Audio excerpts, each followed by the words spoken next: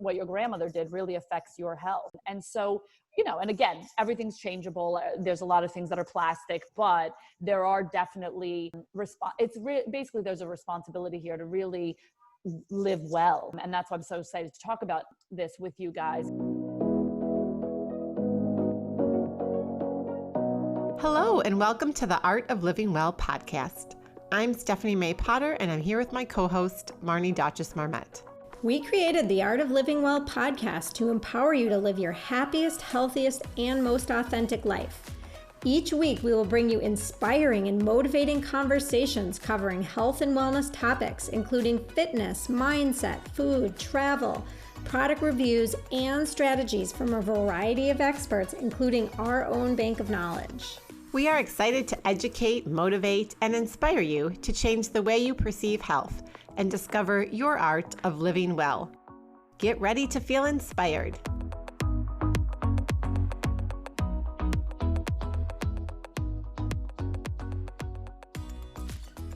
Hello and welcome to episode 86 of the Art of Living Well podcast. Before we dive into today's episode, we just have a couple of quick announcements. We wanted to check in and see how everyone's doing. Last week, we co-hosted a Backyard Bash with fellow podcaster Ashley Sondegard of Yoga Magic, and it was so lovely. Ashley led us through a wonderful cosmically inspired yoga flow, and she gave us this brief overview of the astrological happenings in the sky, which was really enlightening. And then afterwards, we all enjoyed some clean crafted wine and nibbles, and it was just lovely to connect with fellow women. And we all met different people from our individual podcast communities. It was in a beautiful outdoor space at Ashley's home. And we hope to do another outdoor yoga event with Ashley later this summer or fall. So stay tuned and make sure you're following us on Instagram and signing up for our newsletter so you can get the latest updates. We also want to ask that if you're enjoying this podcast, if you would take just 2 minutes to leave us a rating and review on Apple Podcast. Doing so really helps other people benefit from the inspiring conversations and resources that we share each week. And of course, if you're enjoying this episode, we'd love it if you would share it with a friend, a family member, or anyone else who you think may benefit from this information. Of course, we'd love to connect with you on social media, so feel free to snap a picture of this podcast and share it and tag us. We are so excited to welcome today's guest, Patricia Ladis.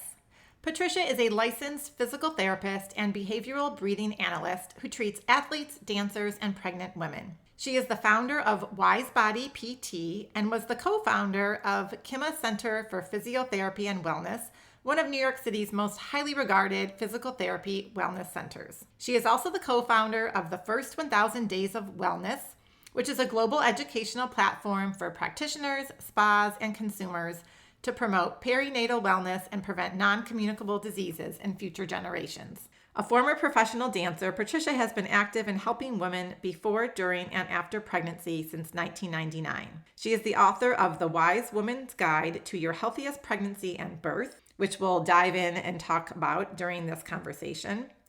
And this book aims to empower women to listen to their wise intuition during preconception, pregnancy, and postpartum for ultimate health and happiness during these transformative years. Patricia has been an on-site physical therapist for the Rockettes and various Broadway shows, including The Producers, Lion King, and Moving Out. She was also a PT for the American Ballet Theatre and prestigious ballet and modern dance companies. She's worked with various professional players like Serena and Venus Williams at various tournaments such as the US Open, Wimbledon, and the Fed Cup. As a mother of 3, Patricia understands the demands of everyday life and aims to help her patients achieve a balance in their body. On today's show, Patricia shares her background as a professional dancer and how she has helped many dancers and athletes recover from common injuries. She talks about diaphragmatic breathing and the amazing benefits during pregnancy, but really for everyone.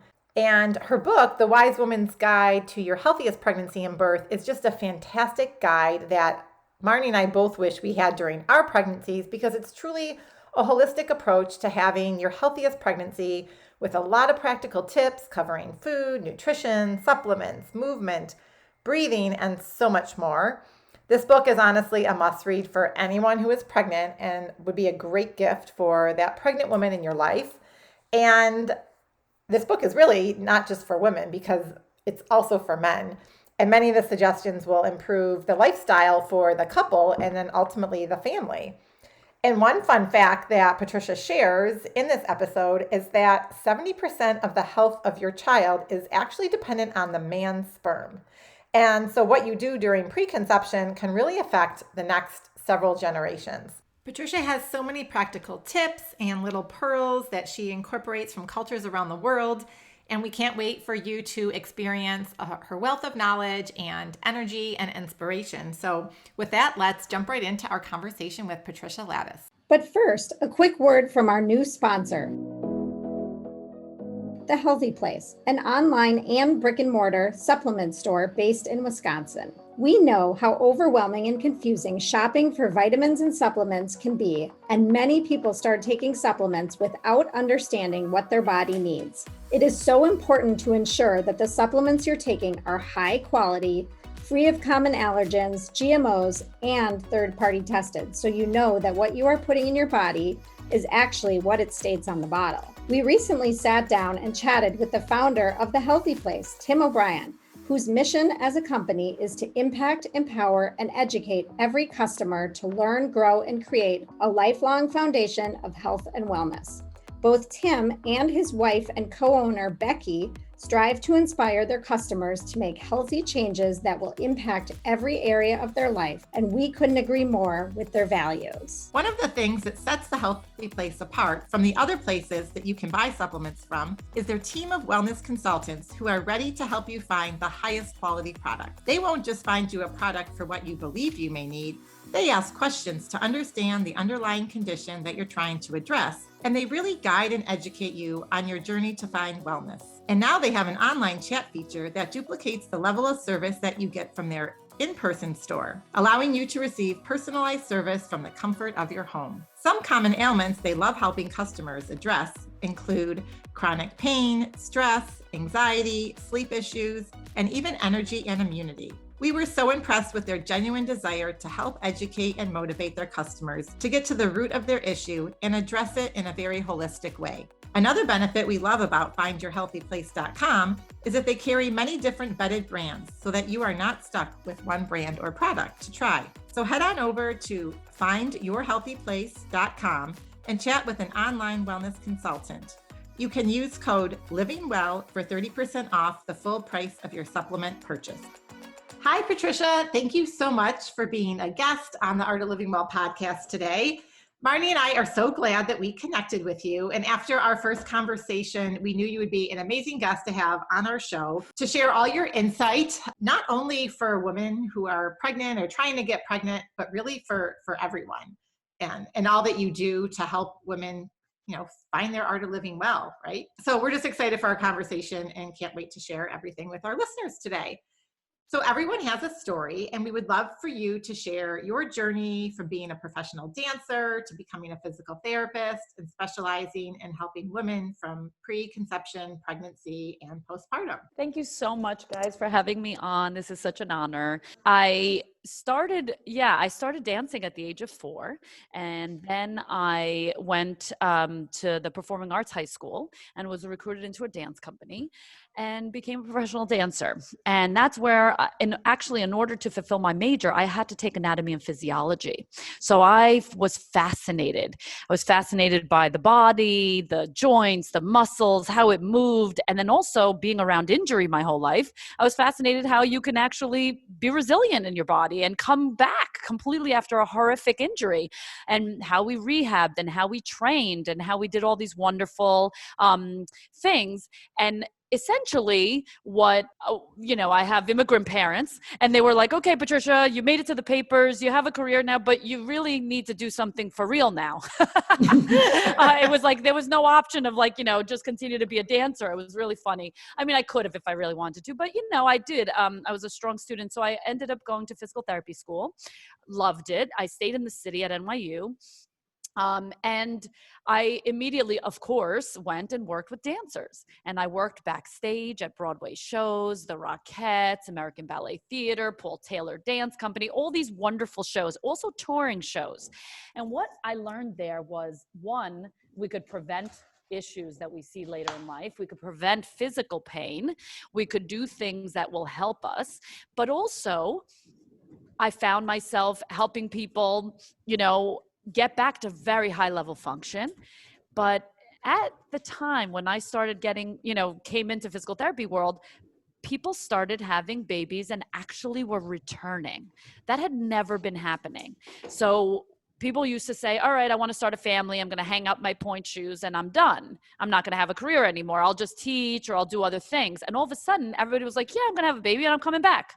So it was like, yay. And my boss literally was like, so we don't have a lot of people. Are you interested in this? Do you want to take some courses and learn more about this? Because we don't know what to do with all these people that are coming back after pregnancy. And I'm like, yeah, I love this, both my parents grew up on a farm in Greece, and there was a lot of ancient wisdom that was thrown in my face and was part of my culture. Even though I was a New Yorker living in Brooklyn, it was my dad had his own garden, and, it was all about staying holistically minded and being well.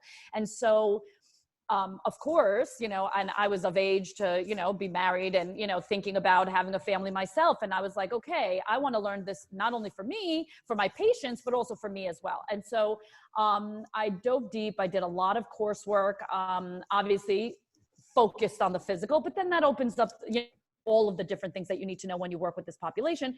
And so I started helping women get back on stage, and get back to their careers. And then I ended up getting involved with the professional tennis circuit, helping them out. Again, people are winning gold medals now. People are coming back and doing these wonderful things. And so I always had this kind of biomechanical analysis and the root cause approach to physical pain and injury and how to prevent it. But then I always had this subset of having a subspecialty in also getting back after pregnancy. So helping people before, during, and after pregnancy. So I ended up, through the years working with the functional medicine community and all these kind of different things and hosting events and continuing education courses and being a prominent place in the city. I ended up getting a book deal, and it was just kind of one of those things. And I'm so happy because now I can share more of my knowledge with more people instead of just with my community of patients. So I continue to work very much with, the professional tennis circuit, as well as with dancers, less so with the dancers now because that's a full-time commitment. And, and I'm treating basically people that are in this world, men and women, any physical ailment all the way through their reproductive years and into their older years. So it runs the gamut. That is so exciting. I mean, that's so cool that you were backstage, and I love Broadway and all of the musicals, and I just love that I love that. So how fun to be backstage during. Truly, truly blessed. I feel very blessed, and it was super exciting. And it was my first job. I was on Broadway. One of my first patients was a very famous actress. And I was like, oh my gosh.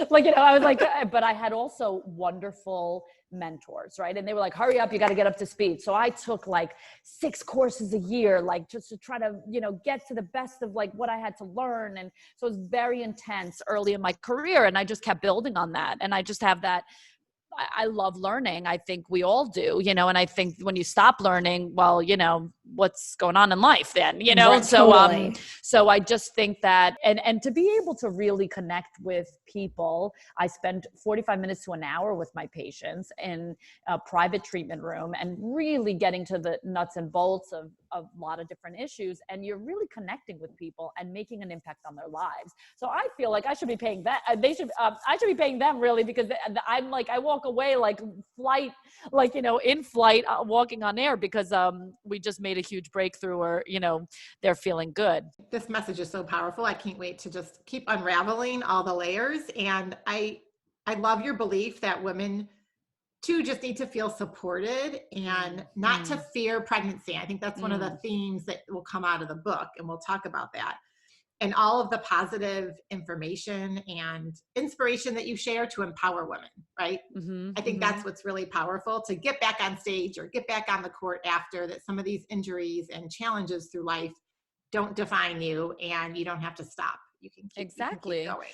Yeah. And I think a lot of times, you know, whether it's a book or it's someone talking to you about their story, you get freaked out and there's a lot of fear. And what that does epigenetically, as I have studied the science, and, you know, I'm working also with a very world-renowned researcher, OBGYN expert in all things pregnancy and reproduction, Dr. Sergio Pecorelli. Like, all of his research is basically saying, like, you know, we have to be careful before, during, and after pregnancy, because especially in preconception, if you're walking into this journey with fear, you're actually going to have a negative impact on the health of your baby.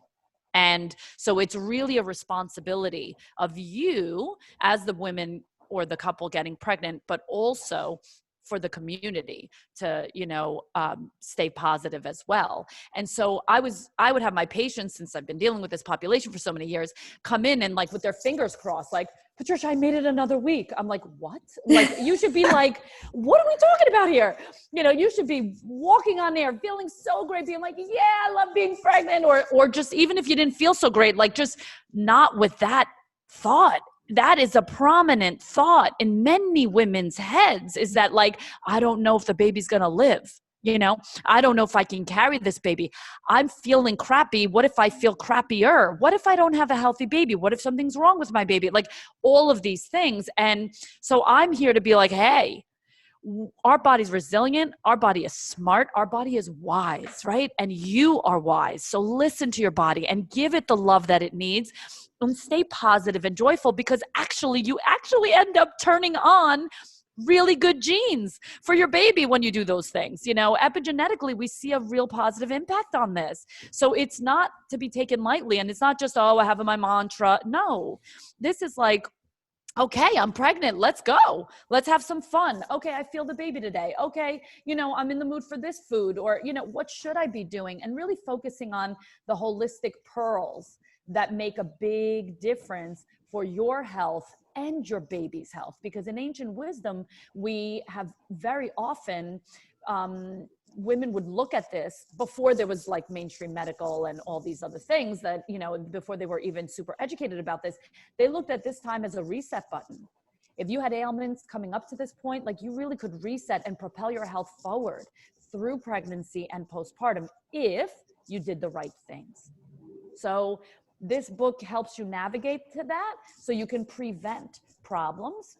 And it goes on scientific, evidence-based knowledge that has also been echoed by ancient wisdom of, like, thousands and thousands of years. So it's kind of interesting to see that come full circle. So, you know, what our science of today is actually proving that, you know, there were a few things they were doing back then that were really good.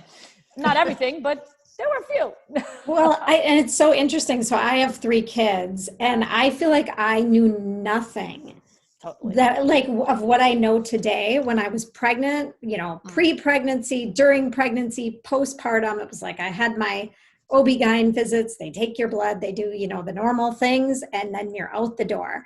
And that's pretty much the extent of the education I got. Yeah. So, you know, I think Stephanie had mentioned this earlier somewhere, but, like, maybe I read the book, you know, What to Expect When You're Expecting. Yes. But aside from that, there was no education. So what you're doing is amazing. And I think we should dive in and talk about your book, The Wise Woman's Guide to Your Healthiest Pregnancy and Birth. And tell us how you decided to write the book and partner with the functional medicine doctor. Because I do root cause physical therapy, I got involved with the functional medicine community because they're root cause medical practitioners. So they're doing off the beaten path kind of, you know, dive deep kind of, you know, medical testing. They're looking at they go back and they tell you, like, were you a C-section baby? Like, they go all the way back to that and then start. And then, okay, how many colds did you get? How many antibiotics did you get? Like, they go through everything and all of your experiences to figure out why you might have the problem that you're having today, to really get to the root cause to resolve it, as opposed to a pill for an ill. Right? Like, oh, you have this, just, you have acid reflux, just take this. And it's like, you're taking it for the rest of your life and making Big Pharma very happy. But, like, your body is not functioning the right way. Right. So being involved in that community, I met Dr. Sadati, and we were very like-minded and have helped so many women through these journeys, and had been cross-referring and going to the same conferences and that. And so, I asked her if she would help me be really the OBGYN voice and the functional medicine. So there is a section called Your Body in each of the chapters. So we go from preconception through all 3 trimesters, labor delivery, first 40 days, and then postpartum. So we try to start 6 months before. And a lot of people don't think about that. And a lot of people also don't realize that they have to get their partner on board. And, some people may go through sperm donors, but you really have to investigate. We have actually a section in one of the chapters about that. But basically, 70% of your baby's future health is dependent on the man's sperm. Wow. Really? I did not know when you that. say I didn't know, either. right? So Marnie, when you say I didn't know anything, well, I doubt your husband either. He probably knew even less, right? He's actually a pediatrician. Oh, okay. So that's different. So he knows. Yeah, he knows some, but a lot of them, don't know that, right? Because that's more recent data. And what you do in preconception actually can affect the next 3 generations. So what your grandmother did, 2 to 3, what your grandmother did really affects your health. And so, and again, everything's changeable. There's a lot of things that are plastic, but there are definitely, basically there's a responsibility here to really live well. And that's why I'm so excited to talk about this with you guys and your community, because they're already interested in this. And then it's like, okay, well, what's the guidance? Where's the most bang for my buck? So the book was really an outcry actually against what to expect when you're expecting, because my patients would come in and be so freaked out.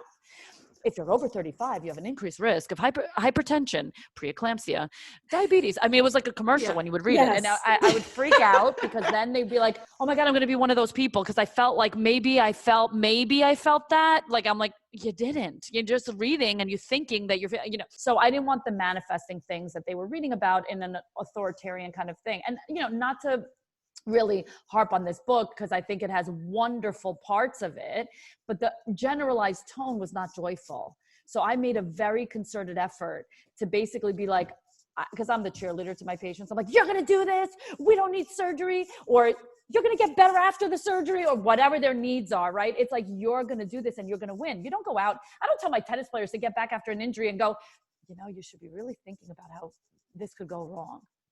I'm like, you're gonna win, right? So why would you start your pregnancy and be like, is it gonna go wrong?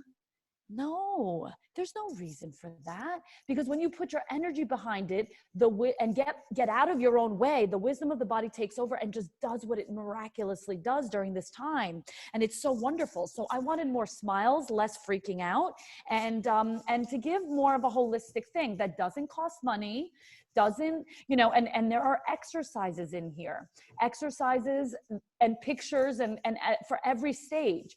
There are breathing exercises, because it's really important. Women can combat nausea in some cases just by changing the way that they're breathing. Some people are super nauseous, but they're not maybe clinically to the point where they're going to the hospital, but they're so bad. And before you reach for medication, let's start to see, what's happening with your diaphragm. Can you breathe in this way? Oh, I'm starting to feel a little bit better. Like, just tangible things that you can do.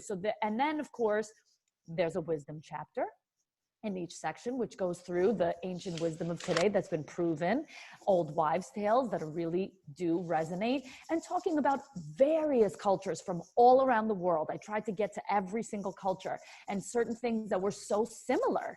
when you realize, we're all different and we're in different parts of the earth, but we really do have some foundational principles that are very similar. So it's kind of cool, and so there's like little pearls of like, fun little tidbits in there. And, little things like, in Norway, they say, go to your friend's house and borrow their baby for a day, and so that if you're having fertility issues, whatever, there's so many different things that go on, or, having bone broth, and eating certain foods. And then there's nutrition, of course, your body section, which is, the more clinical, doctor-ish, things that your OBGYN would talk to you about, but then maybe some of the things that they don't have time to talk to you about. Well, I love the book and how it's divided. And like you talked about the pictures, first of all, starting with the cover photo, which maybe you can share for everyone. I will. Yeah. That's a big thing actually, because so that was actually I think it's actually today. It was 13 years ago today that I took that picture. Wow. Okay. And I delivered just a few days later. This photo was taken by the famous Lois Greenfield, who is a famous dance photographer and is known to get dancers in flight and give you that feeling of like lightness and airiness. And so if my message is that we're joyful during this time, that it's like a fun time, a wonderful time, and you're going to do really great, we chose the dancing jump picture. That's so awesome. That's me 13 years ago pregnant with my 9-pounder that I delivered vaginally without an ounce of medication. And I did it. And then I proceeded to have a second one, which was an emergency C-section because he was a month early. So I've gone through that. And then I've had a vaginal birth after cesarean. So I've had all 3 types of births. So I speak to all of those things in the book as well, just in case you never know, if you're coming back after this, or if you've been put on bed rest, even we could, there's exercises even if you've been put on bed rest. So yeah, so that's the story behind the wonderful photo. I mean, she's so talented. It looks like I'm jumping like a mile up, but I'm just like maybe 2 inches off the floor. Right. But it's beautiful. It's a beautiful photo. So let's talk a little bit about breathing though. Yeah, sure. Because this is something, Marnie and I have talked about on lots of different podcast episodes that we've had. And the restorative breathing, I know you talk about it. You just started to share like the diaphragmatic breathing. And can you just share what proper diaphragmatic breathing is and what it looks like and why it's so helpful in pregnancy, but really even beyond pregnancy? And you specifically mentioned nausea. So I love that tip as well. Yeah. I know Marnie and I were chatting and I didn't have a lot of nausea, a little bit with my second, but not a ton. But I know she was really nauseous, but I had a lot of cravings. So maybe you can touch on some of the tips that you share around those 2 topics. And I actually threw up every day with one of my pregnancies with my daughter, literally every single day, the entire pregnancy. And I was on Zofran, if you're familiar with Zofran. Yeah. And then like the moment she popped out, my nausea was gone. Which was so strange. Yeah. So basically, there are a lot of different reasons behind nausea, and we do go into some also supplements and some foods and some reasons why. But generally speaking, when we're talking about breathing, we want to be breathing diaphragmatically. And what I do in the clinic is I actually have a capnography machine where you get a nasal cannula in your nose and it goes into this machine that goes into this software program. And similar to when you see like an EKG, you see these like kind of sinusoidal curves going up and down. We actually want a certain level of pressure left in our lungs. And we call that PET CO2 or end-tidal CO2. So when we're done exhaling, before we take the next inhale, there's a certain amount of reserves in our lungs of carbon dioxide to keep them inflated. So like if I had a pneumothorax and it would deflate, right? So there's a partial pressure that needs to be maintained within our lungs. So when we are breathing in our diaphragm, we are in tune more with the innate reflex. Again, wise is the theme, okay, in my life, and my message is basically there's this wise innate reflex that knows how much inhale to take and how much exhale to blow out. Problem is, maybe we had a breathing habit because we've been through some trauma in our life, or maybe we are triggered by certain different things and it shifts our breathing and then we go into different things and we might tank. But you know how blood pressure is, you want it to be 120 over 80 or slightly less than that nowadays. You want 35 to 45 millimeters of mercury of pressure left in your lungs. So I would measure that, but generally speaking, there's also just some easy tips for making sure that you're breathing properly. And 100% of women that are pregnant have a breathing dysfunction. You say to yourself, what? 100%? Yes, 100% will not be able to breathe. Like, you know, maybe in the beginning of their pregnancy before they're showing, they may be fine. But as the belly grows, you have all this pressure on the diaphragm that the diaphragm can't expand and contract the normal way that it does. So you can't get the proper oxygenation or carbon dioxide balance. So you're always going to be slightly off. However, you want to compensate to be to the best of your ability. So sometimes what happens, like Marnie, when you're saying that, you know, you felt really nauseous and it lasted, you know, she was probably pushing up on your diaphragm. You had no access to that. And then you didn't have a good compensatory strategy, or there was another underlying reason. Okay, I'm open to everything. But from the physical perspective, we at least try it, right? And if it doesn't work, then it's something else. Okay, but at least we try it. Now, the good news is that it reduces muscle tone, increases energy, decreases brain fog, decreases like the whole fatigue and mommy brain and, you know, kind of this like lack of focus, concentration capacity. All of that is, you know, pretty much can be improved if you're breathing properly. So we want to think about breathing. First of all, it's nasal breathing. You breathe in and out through your nose. Your tongue should be at the roof of your mouth with your lips closed. Relaxed jaw, because that's what brings you into neutral. Then you're going to take a breath in and out gently, but I think about it as like a tube that's going from your nose, bypassing your chest, going all the way down, kind of to the ends of your ribs, like more like midsection above your belly button, where your ribs end. And you're thinking about breathing out and in through the sides and back of your lower ribs, kind of above your waistline. So you're thinking, okay, I'm expanding the back of my body, slightly the sides, out and in. Now, your belly will move, but depending on which position you're in, if you're lying down or if you're sitting up or whatever, there's going to be some belly movement, of course, but there should also be this sides and back of the lower ribs inflating and deflating. That will keep your diaphragm more active. A lot of people think, oh, I don't breathe well and I need to take these nice, wonderful, deep breaths. You know, like nobody walks down the street breathing like that. They'd be like huffing and puffing by the time they got to the corner. I mean, you know, so do not think, especially when you're pregnant, that you should be taking deep breaths, because the likelihood that you're blowing off too much carbon dioxide, freaking out that internal pressure, changing that pressurized system, and then sucking more air in and then continuing the cycle. You're sucking too much. Oh, blow it off. Oh, I blew off too much. Suck in more. And it's just this vicious cycle, kind of like what happens with a asthma attack, right?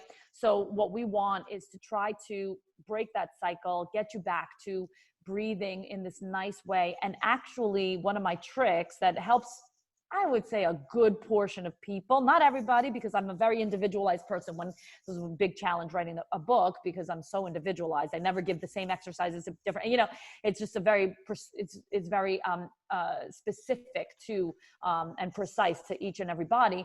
But globally, I would say, generally speaking, if you breathe very quietly and super softly. So now you're making it easy, right? You're just taking it, and just so you could close your eyes, make sure your tongue is to the roof of your mouth. Think about taking that breath in nice and quietly. So if a person was right next to you, they wouldn't even know you're there, because that's how quiet you are. And you just take that breath in and out through the sides and back of your lower ribs, just letting it happen, not forcing it out, but definitely starting to relax the area of your necklace, relaxing the area of your shoulders and your neck. That shouldn't be moving. Just don't let it work. Don't let it help you.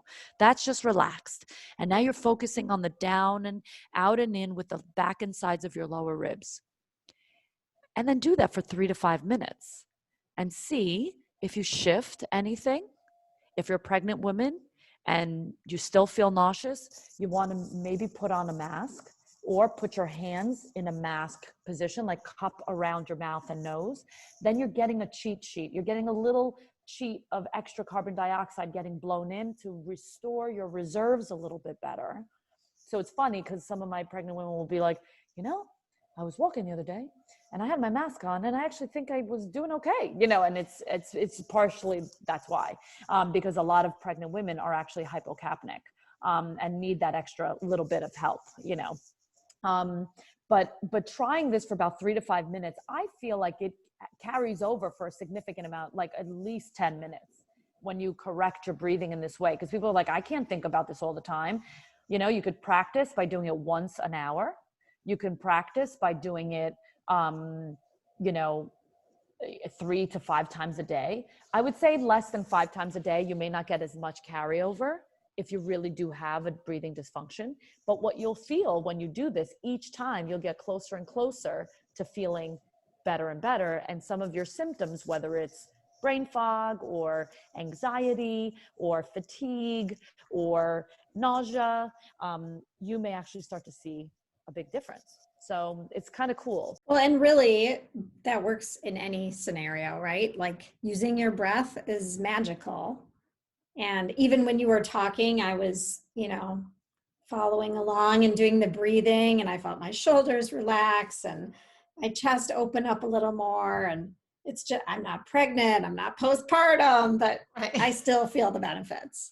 Absolutely. So. And, it'll help you not have to, get the body work and the chiropractors and the physical therapists. I mean, really, it does really help you not have all of those tensions, and really helps get you out of pain sometimes. And in chronic pain cases, which is the reason why I started getting into this work and did my certification as a behavioral breathing analyst, it's really was to help my chronic population, because sometimes we have, pain that is chronic has manifested in the brain, and there's a neurotag in the brain that then kind of almost keeps you more sensitive and keeps that pain message coming out.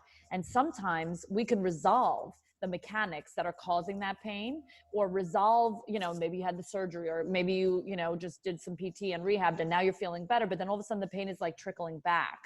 And I was seeing that with some of my patients, and I'm like, wait a minute, we got to the root cause. Why is this thing coming back? And then I realized they have a different trigger that triggered the breathing that they used to compensate for the pain. So your pain, when you're in pain, you breathe in a different way to basically compensate for the pain, like, to adjust and try to find a way to handle the pain. And if you get rid of the pain, but you don't get rid of the habit of the breathing, the pain comes back because they're linked. So if we can correct the breathing, get rid of the mechanics that cause the pain, now you've actually eliminated chronic pain for good. That's so interesting. Do you do virtual visits with that type of thing? I do. And actually on my website, there's a link to behavioral breathing, and you can actually connect with someone, then rent the machine and do virtual visits. And then I do them myself as well. But the whole, you could do it with or without the machine, but it's, there's a link, there for people to get some help. Well, that's great, and we'll link all that up. Yeah. So, can you share like an example or a success story of a woman you've worked with during pregnancy or after pregnancy, and how you empowered her through the whole process?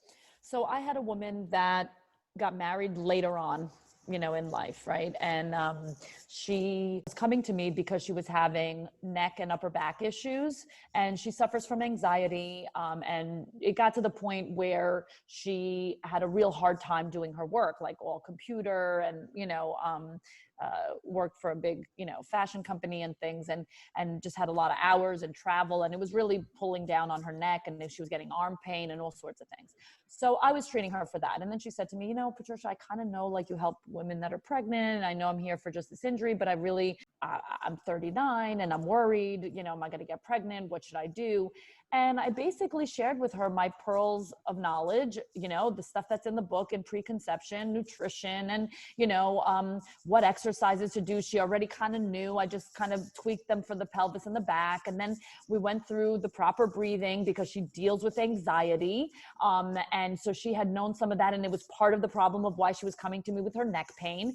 And I really was her cheerleader because she had so much fear that she was not going to be able to get pregnant, that she was going to be like some of her friends. And, you know, and her brother had 3 kids at that point, and he was younger than her. And she was just like, just feeling the pressure all around, you know? And so it was like, okay, I need to do this, but I don't know how, and I don't know where to start. And we started with like certain mantras. We started with, you know, kind of centering herself and stopping. Every time she would have that thought that it wasn't going to happen for her, we would stop. And then there were certain dietary things, you know, and her doctors, she was surprised that her OBGYN they just don't have the time, honestly, to go through exactly like what are better things to eat if you're looking to be, you know, for fertility and, you know, just different things like that. And so we went over it all. And I also really, she was good about her physical strengthening exercises, but she wasn't good about like taking a walk, you know, and I'm a very big proponent of get out in nature and walk for at least 30 minutes, like without being plugged to your phone and checking emails as you're doing it because you're trying to multitask. Like get out there and like see the sights and sounds. I forced her to take a vacation too. I forced her to go because she was like, well, you know, we might take a vacation. I'm like, take it now. You know, like, don't like, oh, well, maybe in 3 months we might go. No, go now, you know, because she was like on board and getting all the good stuff and starting to change her diet. And we eliminated gluten and dairy and all of these things that kind of inflame the system. We, you know, again, changed her mindset, and she felt supported. I literally coached her through, but I only have so much that's, you know, that I'm a certified, you know, physical therapist, right? So there was other people that I, you know, got her to see if she needed more things, but generally I just gave her the pearls of like basics, you know, and made her do things on her calendar that made her happy. I forced her to budget for whether it was 10 minutes one day because she had too crazy of a day, or maybe it was an hour on the weekend, whatever it was. She's like, you know, I really do like, you know, playing chess, you know, and my mom and I used to play chess and I just don't have the time. I'm like, okay, well, find a chess partner or do it online or whatever. Like, just do what you love, you know? And so it's super important to do the things that actually bring us back. And I equate this infertility thing to sometimes, I mean, obviously there's like, you know, that's a whole rabbit hole. I won't even go into it, but we want a positive mindset. We don't want to feel stressed about it because your body is registering that stress, does not know the difference between I'm just stressed out because I'm trying to get to a goal that I'm not getting to, or because my boss just emailed me and harped down on me about something and now I have to like correct it, or because, you know, we just spent more money than we should have on this thing and now I feel bad about it, or whatever. Okay. There's stress. Your body just thinks that it's a bear chasing you. These are our Neanderthal genes. Like, we just don't get it. So your body, if you were running away from a bear that was chasing you, that you literally may die, would you stop in the corner and have sex? Would you stop in the corner and like have a sandwich? Right. No. So you're not in rest and digest mode. You're not in growth and healing and helping. You're not in positive thinking mode. You're in like, fight, flight, react, like, you know. And so I like forced her to recognize, because she loved what she did. She was good at it. She was successful. She got all the checks and, you know, and everything. So it wasn't like she hated her job and she was super depressed. And she was in a loving marriage, but she felt the pressure of the time clock. She felt the pressure in her family circle and her community. And she felt the pressure that I don't know if my body's going to be able to perform. And I just made her understand that her body's wise and she just has to like give it some love. And then boom, she got pregnant right after they got back from vacation. Oh, what a wonderful story. Yeah. I love that. And I love your approach, Patricia, just this holistic approach and getting to the root cause. I mean, it's something that Marnie and I preach and what we do too.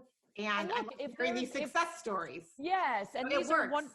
but it works. And then there's some people that are like, well, I tried that and I tried that. And, and so sometimes you do maybe have to go to something, but go to a good person that has a really positive mindset that is going to stay with that, right? There are great fertility centers out there that are really making success stories for women. And I love all of these different things.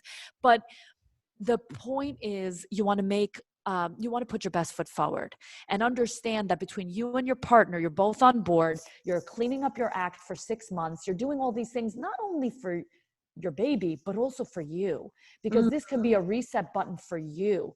And then that could be, I talk about how you want to be the wellness warrior of your house. And then that bleeds into your friend circle, which bleeds into the full community, which then bleeds into the world, right? The whole world can be positively impacted if we all just, inspire each other to eat better, sleep well, be joyful, do things that make us happy, not just, there's so much angst, especially now. And so, we really need to combat that with the happy, joyful things. Can you just give a couple snippets? I'd love to know like what you would do during these first 60 days and then maybe transition that into 6 months, you mean? Sorry, 6 months. Yes. Yeah, 6 months and then transition into to after pregnancy. And I know you talk about like being the wellness warrior or just having that lifestyle afterwards. You've done all this great work and made changes to your health, and then how you can continue that on and why that's so important too. Pain is the biggest motivator, because you're like, oh my gosh, I can't do what I want to do. I have to take care of this pain in order to move on. So a lot of times people will come to me because they're in physical pain, but their physical pain may be stemming from just not being well in general, right? Are they eating inflammatory foods that are inflaming the system? Are they not exercising properly? Are they exercising too much, too little, not the right thing for their body? Have they been sitting the wrong way all day? So it's just like, I find that the 6 months before pregnancy is your chance, both the man and the woman, to take an inventory on your life. What's in your pantry? What are you doing? What are you thinking? What podcasts are you listening to? Are you listening to inspirational ones, or are you listening to ones that are freaking you out about the end of the world? Are you, what exactly are your rituals? Do you have a gratitude practice? Are you doing something that centers your mind? Do you meditate? Do you pray? Do you give back to your community? What are the things that are fulfilling for you? And what do you feel your life's purpose is, right? And being connected to all of those things. Ultimately, I find that pregnancy is a great motivator, actually, because you're like, I want a healthy baby. What do I have to do? Everything, I know it's going to affect it. So I need to know everything. But a lot of people don't know that they're 6 months before, pregnancy. And it's really like 3 months to clean it up, 3 months to optimize. And then you're putting really your best foot forward. So you do not want to get pregnant right after you've had a stressful event. You do not want to get pregnant right after you've had like binge drinking, recreational drugs because you went on somebody's bachelorette. I mean, crazy things. And then you just go and you're like, I'm home, honey, and let's do it. I'm ovulating. So it's really good to reduce inflammation. So you look at your life and you say, all right, I've been eating processed food a little too much. I've been having a lot of, foods that are on the inflammatory food list, too much alcohol, too much caffeine, too much gluten, too much sugar, too many refined foods and processed foods. How can I scale that back? What are the good foods that I should be eating that actually help balance the cellular function that are my requirements for health? Right? Biggest thing is like, it's good to just kind of write these things down and check it out and then see where you can now start to implement. But it requires sometimes planning and, shopping a certain way. But nowadays you can get it delivered to your doorstep and, just doing the right thing and making the right choices. And when you do that, I've heard so many, and exactly, even the patient case I just talked about before, she's like, Patricia, I just feel better. Like I go into work and I'm not as anxious. And it's like, yeah, because you're eating right, you're sleeping well, you're giving back to yourself, and you're not letting this hamster wheel take over, and you're just huffing and puffing and getting through your day on fumes. Adrenal fatigue is real, so we want to try to create these good habits where you're actually taking an inventory of your life. Are you on your device too long? You know, are you not spending time doing the wonderful things that you like? You know, do you like planning parties and you haven't had a party? I mean, granted, now it's a different story, but are you doing things that stress you out or make you happy? Are you getting out into nature? You know, are you breathing right? Are you exercising right? Also extreme sports and like running a marathon and training like on a hard, like crazy intense level is also inflammatory. So you need to do that Goldilocks where you do not want to be over exercising. There are plenty of people that over exercise and that actually has an inflammatory effect. So you want to kind of be right in the middle. And that means different things for different people. And I go over some guidelines there in the book, and then you're pregnant. Now you're feeling kind of crappy, right? But you've been eating well. So you're more inclined to eat better, you know, and a little less of the processed crazy, you know, things. And you're less likely to dip all the way down into like a really bad place. And then you're feeling good. You know, you've got things going on and now you're breastfeeding. So you're still sticking with some of those pearls. So now it's been all of these months that you've been eating, sleeping, thinking, moving, breathing differently and tapping into your innate wisdom. Why not keep it going? Right? And I'm not saying you can't have a glass of wine or you can't once in a while cheat and have something, but it shouldn't be your regular go-to. And it should be in a balanced fashion. And I think that that's what helps propel you because we actually detoxify the body when we deliver a baby. A lot of stuff like gets excreted with the pregnancy. So it's almost like you're starting, like it's almost a little bit of a clean slate. Like you see women and they're like, my body changed after pregnancy for the better. They literally like detoxed out some of the stuff. And now they're like, you know, getting their life together and doing the right exercise and whatever. And now they're feeling and looking different. Their skin is better. You know, there's so many different things that can happen. It's not just doomsday. So I look at this as a reset button to really take an inventory on your life. Because when you're in your like, you know, teens and 20s and, you know, maybe early 30s, you're not thinking about, you know, your longevity of, you know, your hair, skin, nails, body, organ systems, and all of that stuff. So it's time to kind of think about that. Wow. I mean, I think this is amazing. A lot of this is like what Stephanie and I talk with our own clients and when we do detoxes and help clients. And I just can't get over how much information you give to women who are, you know, pre-pregnancy, pregnancy, post-pregnancy. Like it's mind-boggling how much I didn't have. Yeah. And that's one of the other reasons why I wrote the book, because they would be like, can you just put this in a book so I remember for next time? You know, like, and they're like, I'm going to forget. I know it, but I'm going to forget. Yes.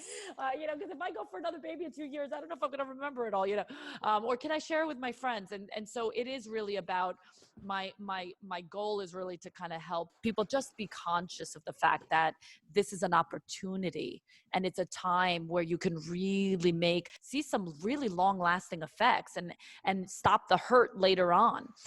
In other countries also, you get 12 visits with a physical therapist after you give birth.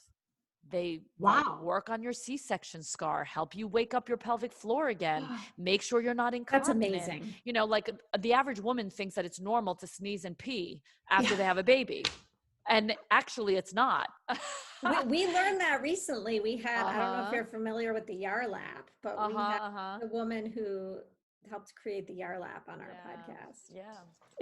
It's important to know that you can get full function, if not even better.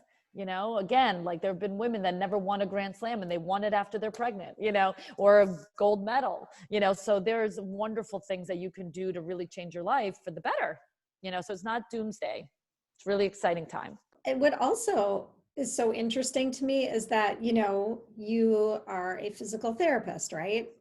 And when I think of physical therapy, I think of someone who has an injury and they're going to rehab their knee, or they had surgery and they're rehabbing their hip, so you're just like opening my mind so much to what physical therapy actually is. So basically, because I am a physical therapist is why I saw these people coming out the woodworks because their OBGYN, like you said, I felt unprepared. My OBGYN told me a couple of things to do and that was it, right?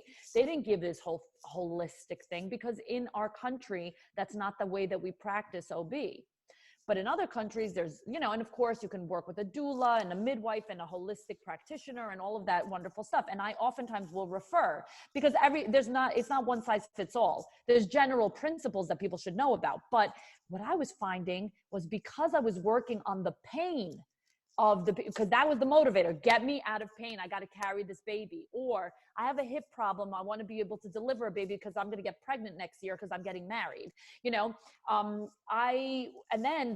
I found them like asking me questions like, Patricia, what do you think? Should I be doing this? Like, what do you think about that? And what do you think about this? So I had to immerse myself in knowledge around this. And I am not at all a certified person to be able to guide you on a detox, on a exact nutritional protocol for your genetic type or this, none of that. I refer out, but I give you just the cliff notes and then send you on your way. But a lot of times they were coming to me, and a lot of times people were like missing the other parts in their holistic practices because people did want exercise and breathing and correcting, what should I do? And then,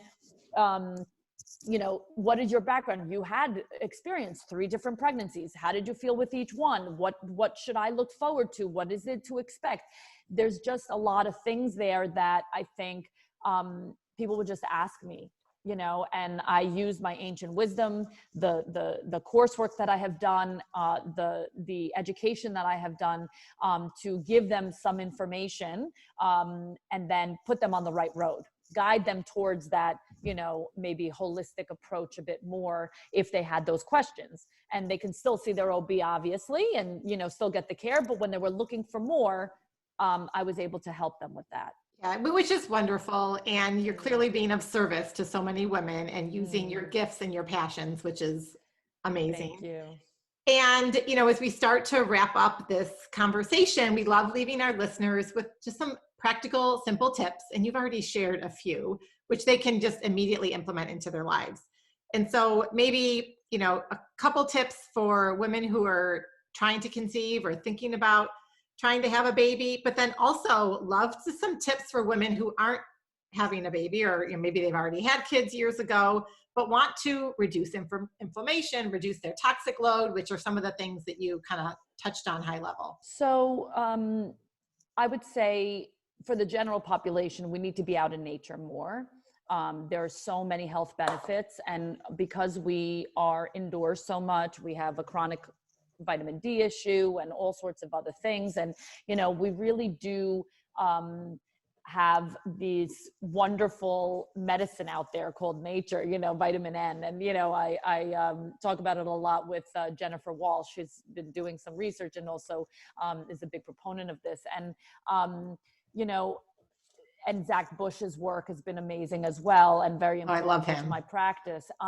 And so, by like walking, on nature, on the earth, like on the grass, like without your shoes, and grounding yourself, you actually get a positive, like negative charge through the earth, and you strengthen your back muscles. They react to that. And you actually have a stronger back if you're walking that way. It's very interesting. But, 30 minutes a day keeps the doctor away. Like 30 minutes of walking outside in nature has huge impact on the neuroplasticity of your brain, the ability to reduce inflammation, help make you more mentally well, more clarity and calm in your body, and find peace. Having that quiet time. I love Dan Siegel's work of like the healthy mind platter. You have to have like exercise time, focus time, rest time, eating time, hydration time, like there's all sorts of, and play time. So that's where I talk about joy. Do something that brings you happiness. And this is for everyone. Some of the blue zones, right? There's a blue zone in Greece called the Garia. There's one in Italy, Sardinia. There's in Japan. And, there's only one in the US, in San Francisco. But basically, you see these commonalities of community and of support. So you have to also return back to your support system. Gather up your, mom groups or your dad groups or your friend groups, or your family, whatever it is, and really, lean on them. And I'm like, woman, here we were, I could do this. I'm a New Yorker, type A, let's go. I got this, I don't need anybody's help. Like, go to the side. I got it. Well, not during pregnancy for sure. And also not when you're going through a rough time. We need to be able to reach out and have support. And support was the number one thing that positively impacted the telomeres of babies. So if the woman did not feel supported, but had the best nutrition and the best exercise and the best everything else, if she didn't feel supported, and that could be financially, emotionally, community, if she didn't feel safe, her baby was born with shorter telomeres than the average baby. Wow. That's crazy. And this is one of my colleagues, Dr. Alyssa Appel, and who wrote The Telomere Effect with Elizabeth Blackburn. And it's just fascinating. And I got to chat with her about all of those things. And she's actually mentioned in the book. And it's fascinating that, I'm not giving you a license to eat a Big Mac and get out there and have all this inflammatory things. Okay. But you do want to, eat well. But if you're not supported, then you're missing the boat. You're missing the boat. So really get together with your friends and do what we need to do, which is community. And in times that you can't, I guess virtual will do, but, or the phone or, whatever, but connect with that person, not just, I'm going to text real quick. It's like every chance we get, we're quote unquote connected, but not really. You're not going to say on text, I need your help. You could see it in somebody's face when they need, something's wrong. No, I'm fine. No. How can I help you today? Right. And I'd say that every day, with my patients, how can I help you? And all sorts of things come out besides the physical, right? And we talk about how to navigate through this time. So it's really, really important for that.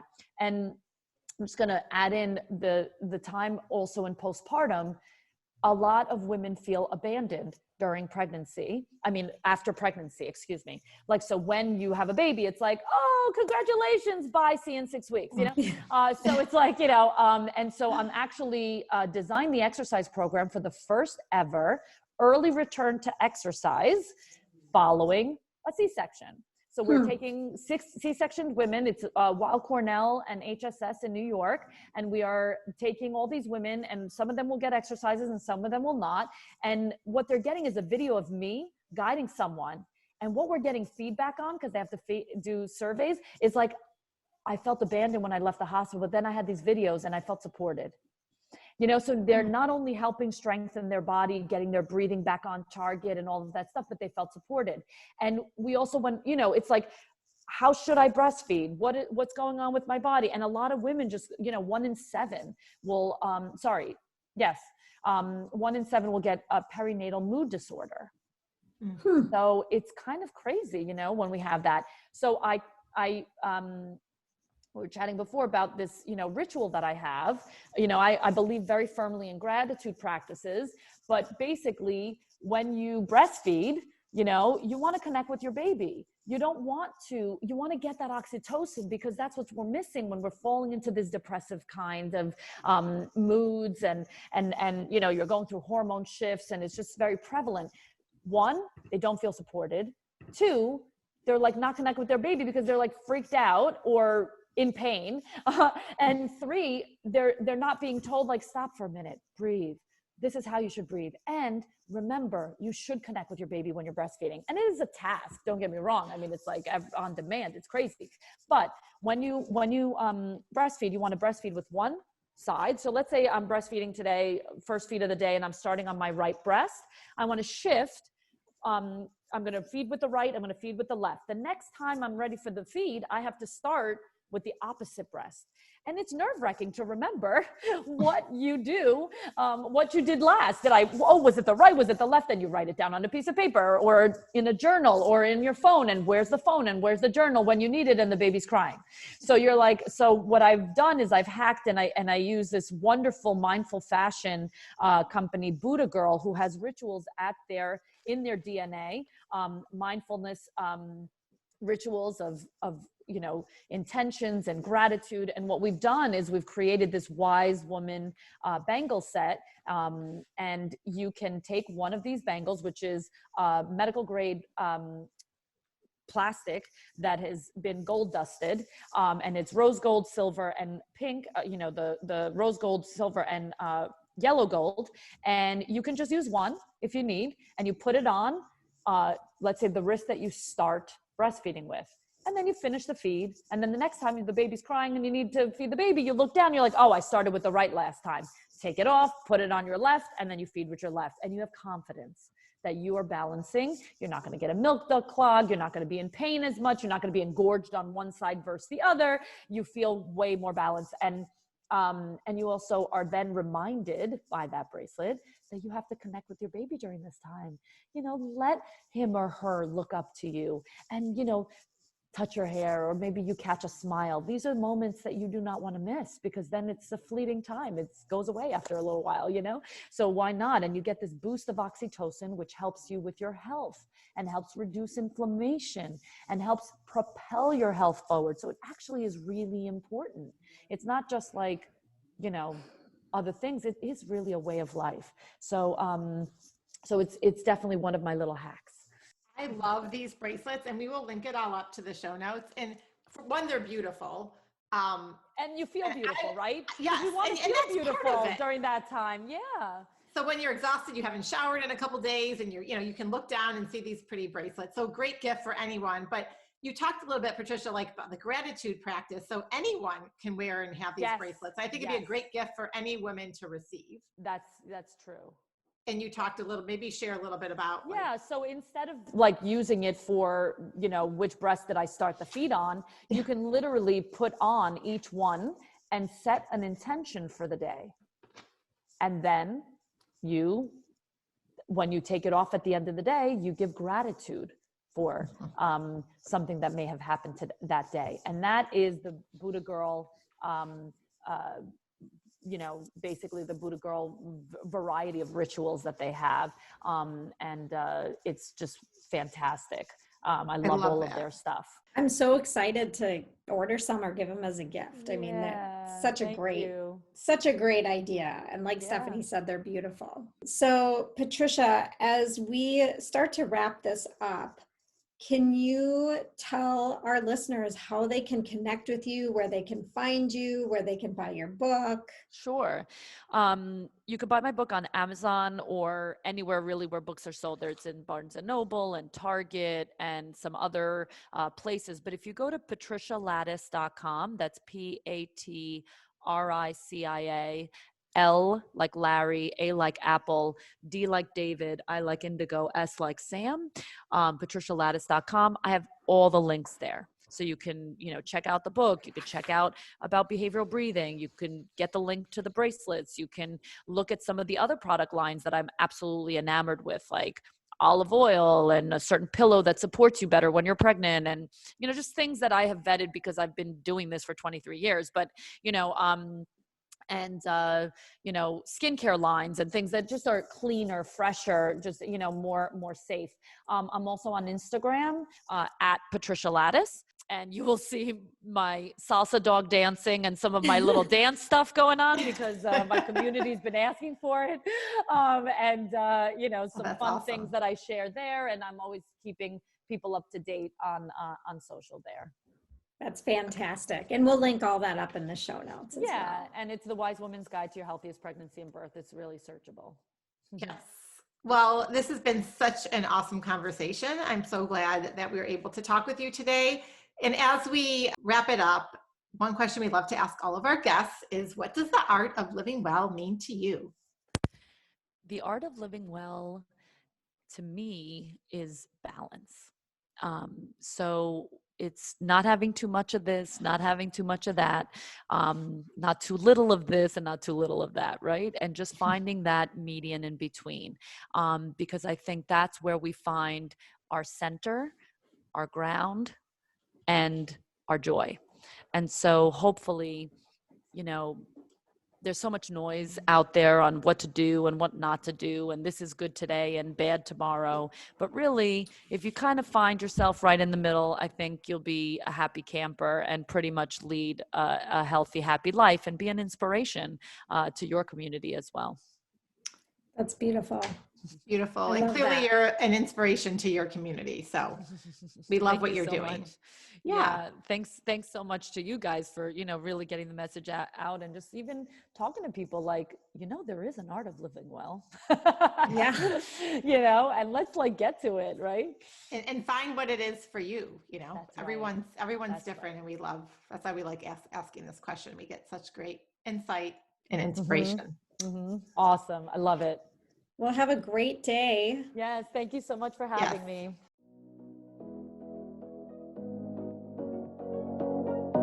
Thank you so much for listening to the Art of Living Well podcast.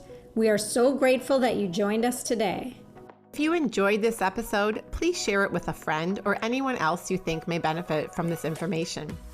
We'd love for you to subscribe to our podcast, leave us a review, and tag the Art of Living Well podcast on social media. If you want more inspiration in between episodes, you can find us on social media at theartofliving_well on Instagram and Facebook, where we will share snippets from our daily lives and our journey to living well.